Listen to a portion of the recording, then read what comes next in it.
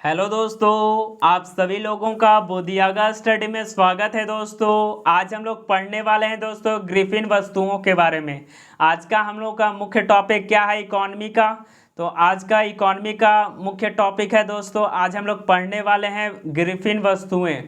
तो ग्रिफिन वस्तुएं की बात करें दोस्तों तो शुरुआत करते हैं ग्रिफिन वस्तुओं को। शुरुआत करने से पहले बता दें दोस्तों, ये हमारे चैनल का नाम है दोस्तों बोधियागा स्टडी। तो अगर आपको हमारे चैनल के माध्यम से दोस्तों पढ़ाई अगर अच्छी लगे तो आप हमारे चैनल को लाइक करेंगे दोस्तों, सब्सक्राइब करेंगे दोस्तों और दोस्तों में शेयर करेंगे। तो आज का मुख्य टॉपिक को शुरुआत करते हैं दोस्तों। आज हम लोग बात करने वाले हैं ग्रिफिन वस्तुएं के बारे में। तो ग्रिफिन वस्तुएं की बात करते हैं दोस्तों। ग्रिफिन वस्तुओं की बात करें दोस्तों तो इसे निकृष्ट वस्तु भी कहते हैं। ग्रिफिन वस्तुएं की बात करें तो ग्रिफिन वस्तुएं निकृष्ट वस्तुएं भी इसे कहा जाता है। तो ग्रिफिन वस्तुएं में घटिया किस्म की वस्तुएं ग्रिफिन वस्तुएं में घटिया किस्म की वस्तुएं निम्न स्तरीय होती हैं। ग्रिफिन वस्तुएं में घटिया किस्म की वस्तुएं निम्न स्तरीय वस्तुएं होती है, जिसमें मूल्य में अगर वृद्धि होने पर मांग में वृद्धि होती है। मूल्य में अगर वृद्धि कर दिया जाए तो मांग में भी वृद्धि होती है, एवं मूल्य में अगर कमी होने पर मांग में भी कमी हो जाता है। तो यहाँ ध्यान रखेंगे, इस नियम को क्या कहा जाता है? तो ग्रिफिन का विरोधाभास नियम कहा जाता है। इसे ध्यान रखेंगे दोस्तों, नोट में यहाँ ध्यान रखेंगे। ग्रिफिन वस्तुएं पर मांग का नियम लागू नहीं होता है। ग्रिफिन वस्तुएं पर मांग का जो नियम है लागू नहीं होता है, इसे ध्यान रखेंगे दोस्तों। ग्रिफिन वस्तुएं पर मांग का नियम लागू नहीं होता है। आगे बढ़ते हैं दोस्तों, आगे बात करते हैं स्थानापन्न वस्तुएं। स्थानापन्न वस्तुएं वे वस्तुएं जिसका उपयोग एक दूसरे के बदले में किया जाता है, जैसे चाय और कॉफ़ी। अगर चाय नहीं है, चाय पत्ती नहीं है तो कॉफ़ी का भी इस्तेमाल कर सकते हैं। अगर कोलगेट नहीं है, कोलगेट का ब्रांड का नहीं है तो पेप्सोडेंट का भी इस्तेमाल कर सकते हैं। अगर पेप्सी नहीं है तो उसके बदले कोका कोला, स्प्राइट भी पी सकते हैं। तो ये स्थानापन्न वस्तुएं हुए, मतलब एक वस्तु नहीं है तो उसके बदले दूसरा वस्तु भी यूज कर सकते हैं, तो उसके बदले यानी स्थानापन्न वस्तुएं।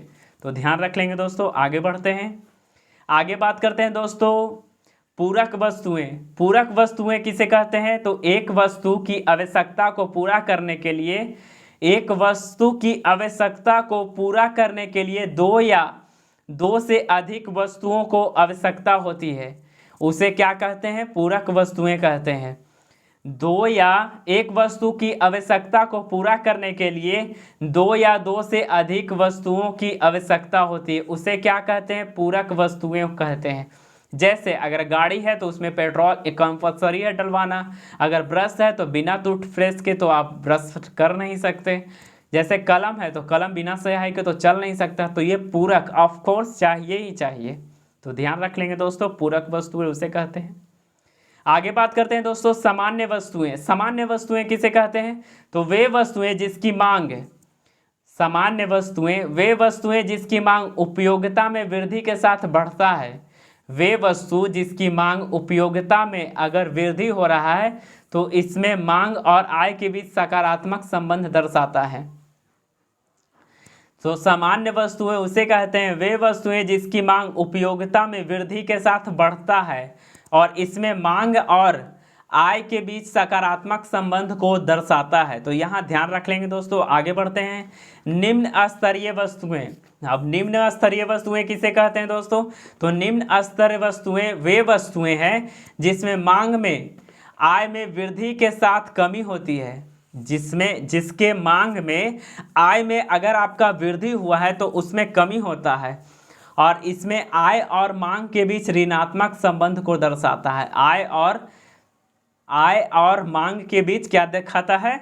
तो ऋणात्मक संबंध को दर्शाता है। इसे ध्यान रखेंगे दोस्तों। आगे बात करते हैं मांग की लोच को प्रभावित करने वाले कारक। तो मांग की लोच को प्रभावित करने वाले कारक कौन कौन से हैं? तो आवश्यक वस्तुएं कौन सी है? तो बेलोचदार हैं। आवश्यक जो वस्तुएं हैं वे बेलोचदार हैं। आरामदायक वस्तुएं वे क्या हैं? लोचदार हैं।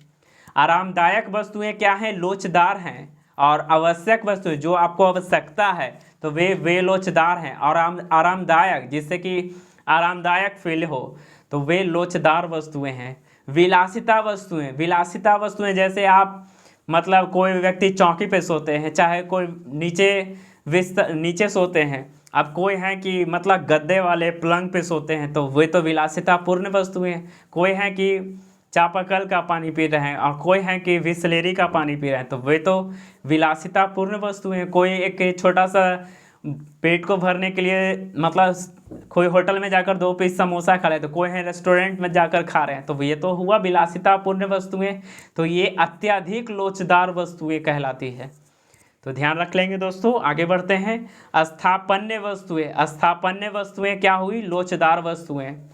अस्थापन्य मतलब एक के बदले दूसरा का यूज कर लेना। अभी हम आपको ऊपर में पढ़ाए थे, लोचदार वस्तुएं कहलाती है। तो ध्यान रखेंगे दोस्तों। आगे बढ़ते हैं। आगे बात करते हैं दोस्तों पूरक वस्तुएं। तो पूरक वस्तुएं कैसा है? बेलोचदार वस्तुएं हैं। आगे बढ़ते हैं दोस्तों। वैकल्पिक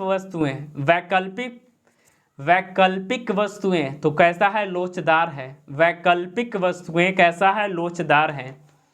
नेक्स्ट आगे बढ़ते हैं दोस्तों। अल्पकालीन वस्तुएं, अल्पकालीन जो कुछ क्षण के लिए हो, तो वे लोचदार वस्तुएं कहलाती है।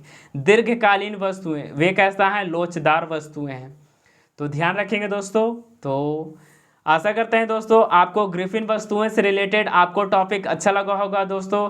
अगर अच्छा लगा है दोस्तों तो आप हमारे चैनल को जरूर लाइक करेंगे दोस्तों, सब्सक्राइब करेंगे दोस्तों और दोस्तों में शेयर करेंगे। तो आज का टॉपिक को यहीं तक रखते हैं दोस्तों। थैंक यू, धन्यवाद।